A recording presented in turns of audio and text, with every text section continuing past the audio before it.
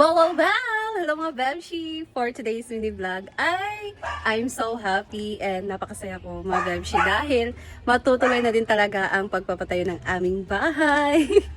Pero, di ba last time yung video ko is doon sa bukid. So napag-isipan namin na dito na lang pala sa Kimaya or dito sa bahay nila mama, katabi sa bahay nila mama. Kasi mas convenient kasi dito. Mas madali yung access. Lalo na yung mga ni hubby, mas madali kasi dito na yung trabaho niya, so mas convenient siya dito. And ako din, 'di ba? Kasi doon maraming nag-concern din kung yung mga possibilities na baka bumaha, baka landslide, pero so far wala talagang nangyari doon. Pero much better na lang din kasi dito kasi mas convenient siya. So, ngayon, 'di ba sabi ko nung last time na hinahinay lang namin 'yon na itatayo, pero ngayon ay buuhin na din talaga siya. So napakasaya. So meron na kaming budget dito pero hindi pa siya full. Hindi kami sure kung kasya siya or kulang. Basta importante ay mapatayo namin siya sa gusto naming disenyo. Hindi naman siya kagano kalaki. So ang aming gagawin dito ay sa baba at meron siyang taas. So yung taas namin is balik kwarto, tapos yung baba is kusina. Dala na din siya na sala. And magbibigay din sila mama dito, tapos si Diva.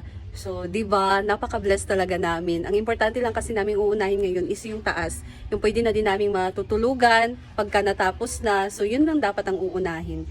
Ayan. Nakikita nyo dito sa likod, ito yung dating tindahan ni Mama. So, ito sana yung namin i-renovate. Pero, tatakpan kasi yung planong gate. Ito kasi dapat yung gate. Oh, so hindi na lang dyan, sabi ni Mama, ay dito na lang daw na part. So dyan yung kwarto ni Diva, yan ang yung kwarto ni Diva. And dito, hanggang dito lang siya. Hanggang dito lang, ayan. So, dito na part, hanggang dito lang siya. Para naman, malaki pang space dito na daanan. Diba? So, dito meron kami 4 na haligi na gagawin hanggang dito. And dito na part is daan na pa puntang likod ng bahay. So, importante meron pang daan, di ba?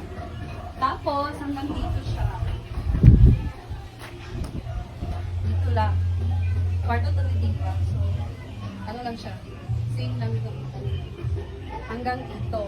So, dito na part is yung gagawing CR. Ito, CR. Tapos dito is kitchen. Or dito ilalagay yung lababo. So, konti lang. Importante meron kusina na maliit, tapos CR. Kasi diba, dapat, dalawang CR. Alam nyo na, pag meron pag CR, tapos naano ka na, so dapat dalawa. Gawin na lang namin to dito ng CR. Tapos dito naman na part is yung kusina na, ay, yung sala na bali. And sa taas, so meron kami sa taas, yun na yung kwarto namin. Saan ba ilagay ang hagdan dito? Pwede dyan. Oh, so dito yung hagdan. Ayan. Ayan, so napaka-blessed, no? Parang ang happy, iba yung saya na mararamdaman mo. Kasi matutupad na din talaga yung matagal ko ng hiling na magkabahay kami ni Habi or makapagbukod na kami ng sarili namin, di ba? Kasi lumalaki na din yung baby namin, so dapat mas stand alone na kami as family, di ba? So ngayon nakabili na si Habi ng mga materyales. Inuna na muna yung dito sa haligi kasi yan ang uunahin. Tapos, mamaya ihatid na yung in-order niya and sisimulan daw nila mamaya na magbungkal dito para sa gagawing haligi. So, ayan, abangan nyo na lang yan. Update ko kayo mga Bebshi. So, that's all. Thank you so much for watching. Abangan nyo ang aking bahay serye. So, bye! See you again to the next video. So, yan na po ang in-order namin na cemento. Yes, it's a truck. Para sa buwas ng haligi.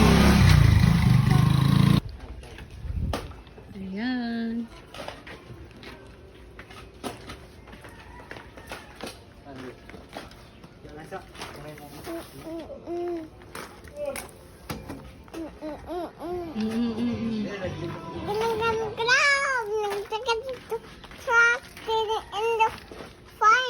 Ayan na. Ay! Kamatay ni Kondere. Sinimula na ang pag-angkal para sa haligi. Tapos na yung isa. Ito yung isa. Dito. Lah!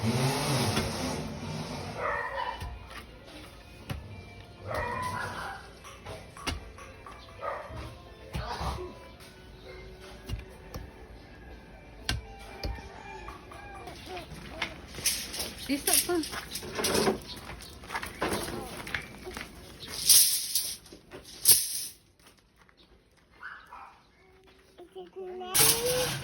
Oh, you're going to take it. Hi, Papa. Hi, Papa.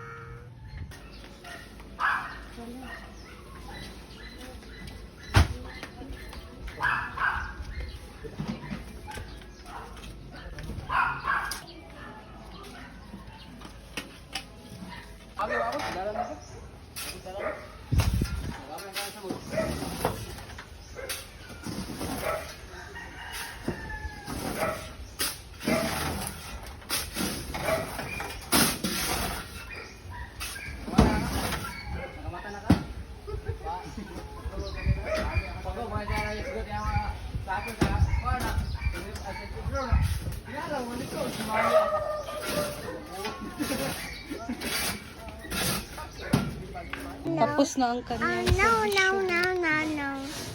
Oh no. Oh no. Oh no. Oh no, no, no, no. Oh no. Oh no. Niya. Nilagay na.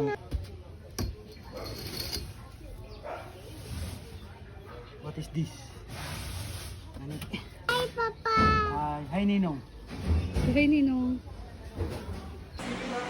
Ayan mga Bebshi, no? So, rin na din talaga ang matagal ko ng hiling, matagal ko nang hinihintay, matagal na namin hinihintay ni Javi na magkaroon ng sariling bahay. So, actually guys, doon sana sa Mandangisyaw kami bubukod. Doon sana kami gagawa ng bahay. Pero, actually, nag-ano na kami doon, nagmukha na kami doon ng lupa para mapatag yung doon na side, katabi sa bahay ni Nunon. Pero, nagbago yung isip ko, ako talaga yung nag-decide na dito na lang talaga kami sa tabi nila mama, sa bahay, katabi sa bahay nila mama. Kasi mas convenient talaga dito. And masaya din ako kasi okay lang sa kanila, sobrang okay sa kanila na dito kami katabi lang. And walang problema sa kanila, tutulungan pa nga kami nila na sila na daw bahala para sa CR, kung ang mga igagastos sa CR.